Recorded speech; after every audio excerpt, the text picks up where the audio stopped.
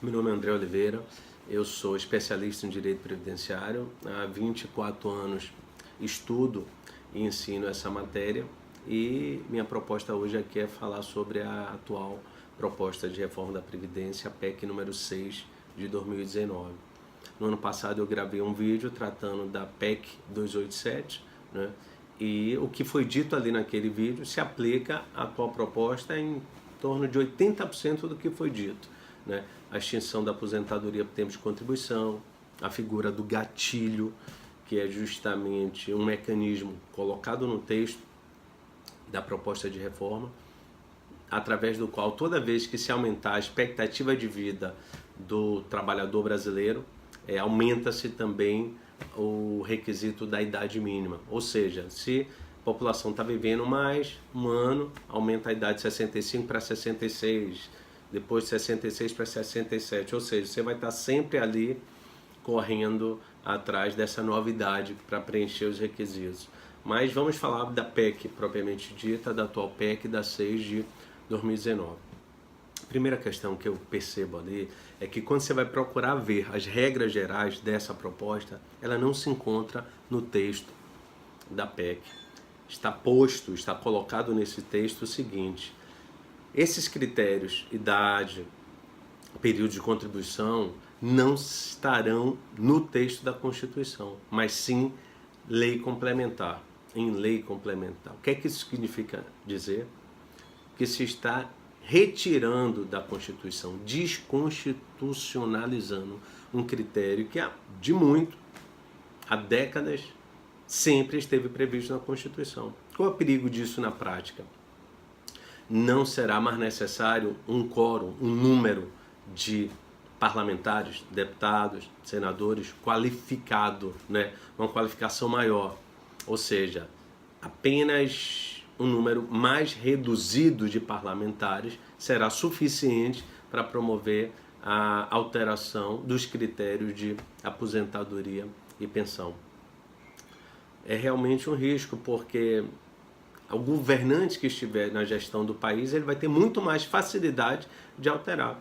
E a intenção do legislador constituinte, ou seja, daquele que criou a Constituição, era de que isso ficasse no texto constitucional, porque senão a cada instante podem se alterando as regras com muito mais facilidade e com um quórum, um número de parlamentares muito menos qualificado, muito menor do que o que é exigido para mudar a Constituição. Mudar a lei é bem mais fácil do que mudar a Constituição. Então acaba sendo de alguma forma um cheque em branco, né? Você não sabe quais são as regras gerais, as regras que serão colocadas. Isso vai vir numa lei complementar. E a lei complementar pode ser alterada com muito mais facilidade.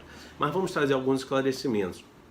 Existem dois grandes regimes de previdência: o regime dos servidores públicos e o regime dos segurados da iniciativa privada, os trabalhadores em geral. Servidor público é denominado regime próprio, trabalhadores da iniciativa privada, regime geral.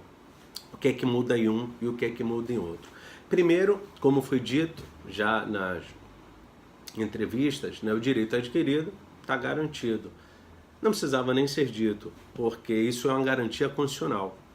Se você hoje já preencheu todos os requisitos para se aposentar, seja servidor público, seja INSS, regime geral, direito adquirido. Não há como ser afetado pelas novas regras. Agora existe uma outra figura que se chama direito acumulado. O que é direito acumulado? Você não preencheu todos os requisitos para se aposentar. Ainda falta requisitos. Uma mulher, por exemplo, com 59 anos de idade, atualmente, no ano 2019, ela não se aposenta por idade, porque a idade mínima da mulher é 60 anos. Então ela falta um ano para se aposentar. Mas digamos que ela já venha contribuindo aí há um bom tempo e só falta o requisito da idade. Ela não tem direito adquirido. Na prática, a idade passando para 62 anos, ela vai ter que cumprir o novo requisito de 62. Ou seja, além de trabalhar por esse ano, para completar mais um ano, trabalhar mais 2 anos. E aí o que é que poderia ser dito? Mas é injusto, ela só faltava um ano. Digamos que ela já tivesse lá cumprido 14 anos, faltava um ano de idade e um ano no tempo, né, para preencher os requisitos. a regra de transição existe justamente para isso.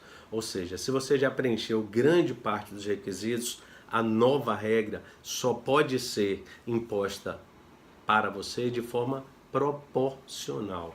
Vamos trabalhar isso com clareza. Digamos que o tempo para a mulher se aposentar são 30 anos. Isso no INSS é assim. Servidor público, não. Servidor público não se aposenta só por tempo. Tem que ter os requisitos de tempo, mas idade mínima. Isso desde 1998. Servidor público, mulher tem que ter idade mínima e tempo de contribuição. Mas digamos que essa mulher do INSS, tendo 20 anos de tempo de contribuição, iria se aposentar daqui a 10 anos. Ou seja, ainda falta 1/3 do tempo. Ela já cumpriu 20 anos, já cumpriu 2/3. A nova regra não pode recair sobre ela na sua totalidade. Só deveria recair sobre ela 1/3 da nova regra. Ou seja, se por exemplo aumentasse em 5 anos o tempo de contribuição, esses 5 anos só deveria ser exigido dela de forma proporcional. 1/3 de 5 anos daria algo em torno de 1 ano e meio. Por isso que existem as regras de transição, para criar uma segurança jurídica, para criar uma situação de estabilidade, para que você saiba que foi mudado, mas o novo não vai recair sobre você na totalidade, mas apenas uma parte. Infelizmente, as regras de transição que estão aí colocadas, se você pegar qualquer uma delas e perceber para qualquer segurado que cumpriu 2/3, não vai ser apenas necessário 1/3 da nova regra. A mulher que faltava, por exemplo, os 10 anos, ela vai ter que acabar tendo sim os 62 anos de idade.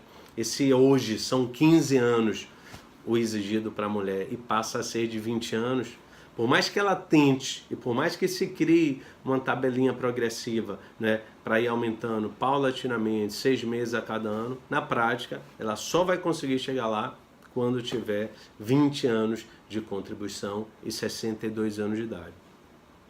Moral da história, as regras de transição que estão colocadas, quando você pega qualquer um que já cumpriu 2/3 e só falta 1/3, quando você for colocar os critérios estabelecidos na regra de transição, na prática, vai ter que completar todos os requisitos da nova regra. Ou seja, segurança jurídica zero.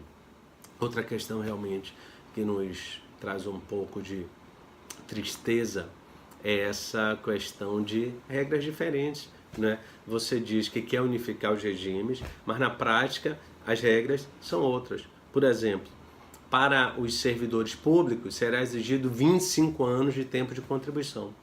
Para os segurados da iniciativa privada, do INSS, serão exigidos 20 anos de contribuição. É claro que com os 20 anos de contribuição só haverá 60% do valor do benefício.